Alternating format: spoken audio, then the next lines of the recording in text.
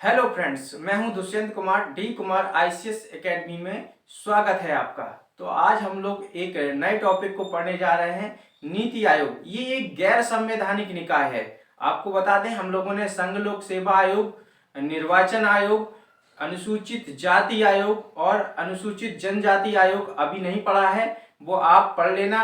अनुसूचित जाति आयोग की तरह है और इसमें वित्त आयोग छूट गया है। तो वित्त आयोग को हम लोग जब केंद्र और राज्य संबंध पढ़ेंगे तो वहां मैं आपको वित्त आयोग बता दूंगा।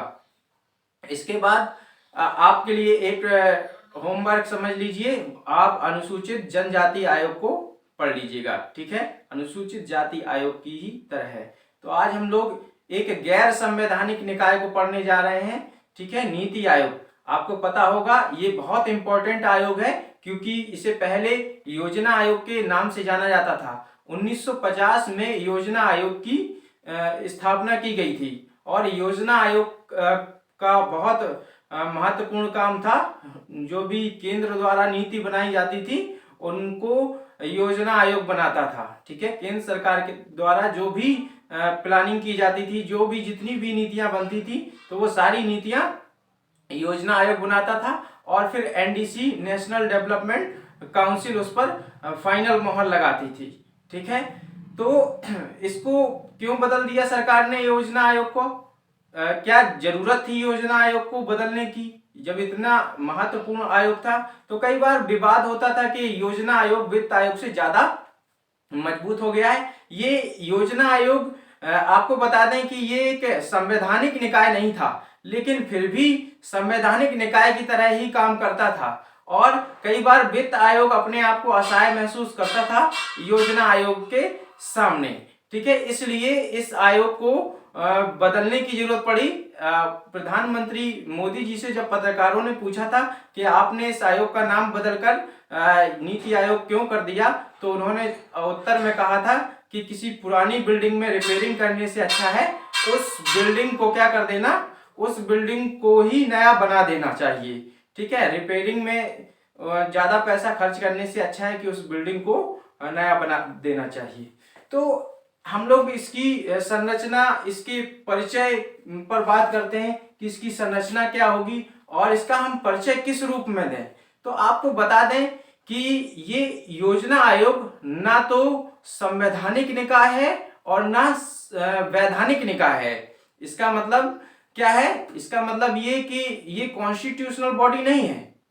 ठीक है, जैसे कि अभी हम देखते चले आए हैं, constitutional body you know very well कि जिस किसी भी आर्टिकल में, किसी भी अनुच्छेद में अगर चर्चा की जाती है पर्टिकुलर किसी अनुच्छेद में कि देयर विल बी एक इलेक्शन कमीशन या there will be a union public service commission, इस तरह जब कहा जाता है तो हम मान के चलते हैं कि वो क्या होगा, वो हम मान के चलते हैं कि वो संवैधानिक निकाय होगा। और जब संसद किसी आयोग की विधि बनाकर, संसद किसी आयोग की जब विधि बनाकर क्या करती, स्थापना करती है, तो उसे हम सांविधिक या वैधानिक निकाय कहते हैं। तो ये ना संवैधानिक है और ना वैधानिक निकाय है। ठीक है, सहकारी संघवाद की भावना को ध्यान में रखकर इसका गठन किया गया है। अब ये नया वर्ड आ गया, सहकारी संघवाद, कोऑपरेटिव फेडरलिज्म। ये क्या होता है? इसका मतलब ये है कि जब केंद्र सरकार राज्यों को भी नीति निर्माण में, पार्टिसिपेशन में शामिल कर लेती है, तो वो सहकारी संघवाद की भावना कहलाती है। यानी बराबर से तवज्जो देना चाहिए सरकारों को, राज्य सरकारों को, तब हम कह सकते हैं कि ये सहकारी संघवाद है। तो ये परिचय हो गया। ये एक भारत सरकार के थिंक टैंक के रूप में काम करेगा। और अगर हम इसकी संरचना पर जाएं तो आपको बता दें, योजना आयोग में भी प्रधानमंत्री क्या होते थे, पदेन अध्यक्ष होते थे, वहां भी एक उपाध्यक्ष होता था और इसमें भी बहुत ज्यादा बदलाव नहीं किया गया है। अगर संरचना में बहुत ज्यादा बदलाव नहीं किया गया है, लेकिन फिर भी जो बदलाव हैं वो हम देखेंगे। तो यहाँ भी जो प्रधानमंत्री होते हैं वो क्या होते हैं, पदेन अध्यक्ष होते हैं और यहाँ भी एक प्रधानमंत्री के द्वारा नियुक्त एक उपाध्यक्ष होता है। तो देखिए, ये इसकी आयोग की ये संरचना है। ठीक है, ये संरचना है। 1 जनवरी 2015 को इसकी स्थापना की गई थी। प्रधानमंत्री पदेन अध्यक्ष, और ना ये वैधानिक निकाय है, ना संवैधानिक, और भारत सरकार के थिंक टैंक, ये इंपॉर्टेंट है कि ये भारत सरकार के थिंक टैंक के रूप में काम करेगा। ठीक है। उपाध्यक्ष में कौन होगा? प्रधानमंत्री द्वारा नियुक्त व्यक्ति, और ये कैबिनेट मिनिस्टर, कैबिनेट मंत्री के बराबर दर्जा रखेगा। शासकीय परिषद यानी गवर्नर काउंसिलिंग, तो आपको बता दें कि जो गवर्नर काउंसिलिंग होगी उसमें सभी राज्यों के मुख्यमंत्री होंगे और केंद्र शासित प्रदेशों के मुख्यमंत्री होंगे और उपराज्यपाल होंगे। एक मिनट। तो इसमें सभी राज्यों के मुख्यमंत्री होंगे और सभी केंद्र शासित प्रदेशों के मुख्यमंत्री होंगे और सभी राज्यों के क्या होंगे? उपराज्यपाल होंगे। ठीक है, ये बात आ गई समझ में आपकी। शासकीय परिषद यानी गवर्नर काउंसिल में सभी राज्यों के सीएम, सभी राज्यों के केंद्र शासित प्रदेशों के सीएम और सभी केंद्र शासित क्षेत्रों के उपराज्यपाल। तो क्षेत्रीय परिषद, इनका गठन एक से अधिक राज्यों या क्षेत्रों से संबंधित विशेष मुद्दे के समाधान के लिए किया जाता है। ठीक है, इनका एक निश्चित कार्यकाल होता है। ठीक है, इसका संयोजन प्रधानमंत्री करते हैं। किसका? क्षेत्रीय परिषद का। इसका संयोजन प्रधानमंत्री करते हैं और राज्यों के मुख्यमंत्री एवं केंद्र शासित क्षेत्रों के उपराज्यपाल भी इसमें होते हैं। ठीक है, तो राज्यों के मुख्यमंत्री एवं केंद्र शासित क्षेत्रों के उपराज्यपाल भी इसमें शामिल रहते हैं। इनका जो अध्यक्षता कह लीजिए या सभापतित्व कह लीजिए तो प्रधानमंत्री या इनके द्वारा नियुक्त कोई व्यक्ति करता है। ठीक है, विशिष्ट आमंत्रित सदस्य, तो विशिष्ट आमंत्रित सदस्य प्रधानमंत्री द्वारा नामित विशेष योग्यता धारक। ठीक है, प्रधानमंत्री द्वारा नामित विशेष योग्यता धारक। पूर्णकालिक सदस्य, ठीक है, ये राज्य मंत्री के पद के समकक्ष होते हैं। अंशकालिक सदस्य अधिकतम 2 हो सकते हैं और ये प्रमुख विश्वविद्यालयों, शोध संस्थानों आदि से आते हैं। पदेन सदस्य में आपको बता दें कि इसमें जो पदेन सदस्य होते हैं वो मंत्री परिषद से 4 आते हैं। ठीक है, और एक सीईओ होते हैं, सीईओ यानी चीफ एग्जीक्यूटिव ऑफिसर, मुख्य कार्यकारी अधिकारी। तो ये प्रधानमंत्री के द्वारा नियुक्त होते हैं और इनका जो दर्जा होता है वो केंद्रीय सचिव के बराबर होता है। इसका उद्देश्य क्या है, किस उद्देश्य से नीति आयोग की स्थापना की गई? तो ये हम बता दें आपको कि राष्ट्रीय उद्देश्यों के आलोक में राज्यों की सक्रिय सहभागिता से राष्ट्रीय विकास प्राथमिकताओं, प्रक्षेत्रों एवं रणनीतियों के प्रति साझा दृष्टिकोण। ठीक है, फिर से देख लीजिए, राष्ट्रीय उद्देश्यों के आलोक में राज्यों की सक्रिय सहभागिता, यानी अब एक्टिव पार्टिसिपेशन होगा। स्टेट्स जो होंगे वो भी पार्टिसिपेट कर सकेंगे। अभी तक राज्यों की जो भागीदारी थी वो सीमित थी।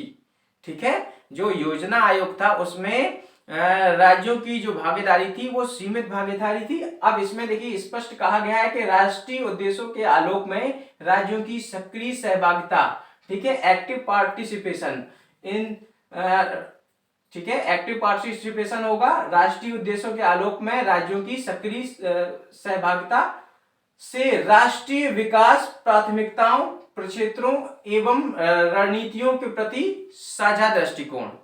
ठीक है, दूसरा उद्देश्य इसका क्या होगा? ठीक है, सहकारी संघवाद, अभी मैंने बताया था कोऑपरेटिव फेडरलिज्म। ठीक है, तो सहकारी संघवाद स्थापित करने के लिए राज्यों के साथ सतत सहयोग को बढ़ावा देना। ठीक है, सहकारी संघवाद स्थापित करने के लिए राज्यों के साथ कंटिन्यूअसली कोऑपरेशन। ठीक है, यह मानते हुए कि मजबूत राज्य ही मजबूत राष्ट्र का निर्माण करेंगे। अगर स्टेट कमजोर होगा तो नेशन भी कमजोर हो जाएगा। भारतीय संविधान के अनुच्छेद 1 में कहा गया है कि भारत अर्थात इंडिया राज्यों का संघ होगा। अगर इंडिया को स्ट्रांग बनाना है तो हमें राज्यों को मजबूत बनाना होगा। ठीक है, और वो तभी मजबूत हो सकते हैं जब उनका भी एक्टिव पार्टिसिपेशन हो और सहकारी संघवाद की भावना को ध्यान में रखा जाए। ग्राम स्तर पर योजनाओं के सूत्रण के लिए प्रक्रियाओं का विकास। ठीक है, गांधी जी ने कहा है कि भारत गांवों का देश है और जब तक गांवों का विकास नहीं होगा देश का विकास नहीं होगा। तो ग्राम स्तर पर योजनाओं के सूत्रण के लिए प्रक्रियाओं का विकास, यह सुनिश्चित करना जो भी विषय इसे संदर्भित किए जाते हैं आर्थिक रणनीति एवं नीति में राष्ट्रीय सुरक्षा हित शामिल है। ठीक है, जो भी विषय ऐसे दिए जाए उसमें प्रायोरिटी किसको मिलनी चाहिए? राष्ट्रीय सुरक्षा। ठीक है, नेशनल सिक्योरिटी प्रायोरिटी में रहे। ठीक है, समाज की उन वर्गों का ध्यान रखना चाहिए। ठीक है, समाज की उन वर्गों का, उन वीकेंड सेक्शन कहते हैं, समाज की उन वर्गों का ध्यान रखना चाहिए या रखा जाए जो आर्थिक विकास में विशेष लाभान्वित नहीं हुए। विशेषकर किसकी बात कर रहा है? वीकर सेक्शन की बात कर रहा है, schedule caste, schedule tribes and other backward classes की बात कर रहा है। ठीक है, समाज की उन वर्गों का ध्यान रखा जाए जो आर्थिक विकास में विशेष लाभान्वित नहीं हुए। रणनीतिक एवं दीर्घकालीन नीति एवं पहलों को डिजाइन करना। ठीक है, दीर्घकालीन नीति यानी लॉन्ग टर्म पॉलिसीज। ठीक है, 20 वर्ष की योजना बनती है तो उनको भी ध्यान में रखा जाए और उनको डिजाइन करना। ठीक है, अंतर विभागीय मुद्दों के समाधान के लिए मंच प्रदान करना।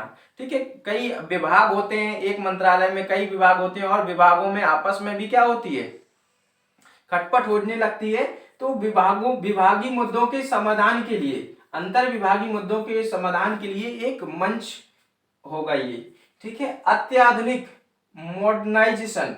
ठीक है, मॉडर्न रिसोर्स सेंटर। ठीक है, एक अत्याधुनिक संसाधन केंद्र के रूप में काम करना। आलोचना, अब इसकी बहुत आलोचना की गई कि बहुत सारे गैर सत्ताधारी लोग थे, यानी कांग्रेसी लोगों ने और गैर कांग्रेसी लोगों ने इसकी बहुत आलोचना की। क्या आलोचना की गई? तो सीपीआई नेता सीताराम येचुरी ने इसे अनीति और दुर्नीति कहा। ठीक है, कहा कि ये तो योजना आयोग की तरह ही है। ठीक है, केवल थोड़ा बहुत परिवर्तन करके, यानी पैकेज वही है और इसे नए पैकेज में इंट्रोड्यूस कर दिया गया। ठीक है, पैकेज बदलकर इसे इंट्रोड्यूस कर दिया गया। ठीक है, ये तो योजना आयोग की तरह है। तो योजना आयोग जिस तरह से काम कर रहा था वो, और नीति आयोग किस तरह से काम करेगा ये तो बाद में पता चलेगा। ठीक है, जो विपक्षी नेता है ये योजना, उन्होंने कहा कि योजना आयोग किस तरह से काम कर रहा था और नीति आयोग किस तरह से काम कर रहा है या करेगा, तो ये तो बाद की बात है। ठीक है, श्रीदास गुप्ता ने कहा सरकार एक बाजार आधारित अर्थव्यवस्था चाहती है। सरकार क्या चाहती है? एक बाजार आधारित अर्थव्यवस्था चाहती है। यानी सरकार किस ओर जा रही है? आपको बता दें कि सरकार कैपिटलिज्म की ओर जा रही है, पूंजीवाद की ओर जा रही है। ये श्रीदास गुप्ता ने कहा कि सरकार ज्यादा से ज्यादा पूंजीवाद को बढ़ावा देना चाहती है।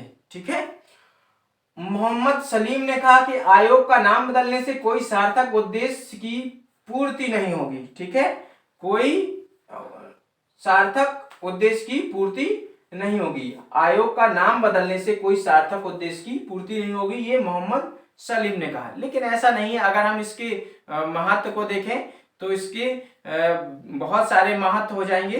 ठीक है, और इस ग्लोबलाइजेशन, वैश्वीकरण के दौर में योजना आयोग उस तरह से काम नहीं कर रहा था जिस तरह से करना चाहिए, और बढ़ती जरूरतों को ध्यान में रखते हुए वैश्वीकरण के दौर में हमें एक ऐसा आयोग चाहिए था जो केंद्र के साथ साथ राज्यों को भी ध्यान में रखे। अब इसमें राज्यों का भी पार्टिसिपेशन हो गया, इसमें एक्सपर्ट लोग आएंगे, तो निश्चित रूप से ये एक सरकार ने एक अच्छा काम किया और इसके लिए हमें मतलब ये ध्यान रखना चाहिए कि आलोचनाओं को ही नहीं ध्यान में रखना है। जब आप मेंस की राइटिंग करेंगे तो आपको ये ध्यान रखना चाहिए कि आप एक बहुत ही सदा हुआ बैलेंस आंसर राइटिंग करें।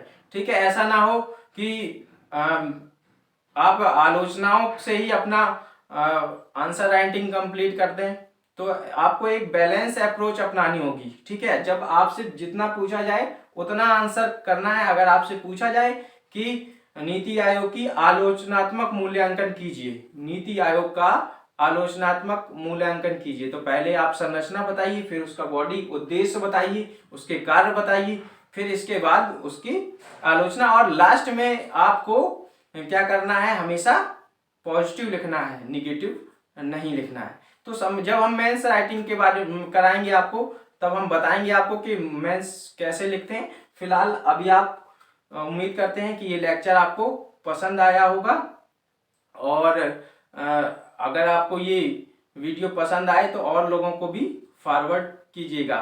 धन्यवाद।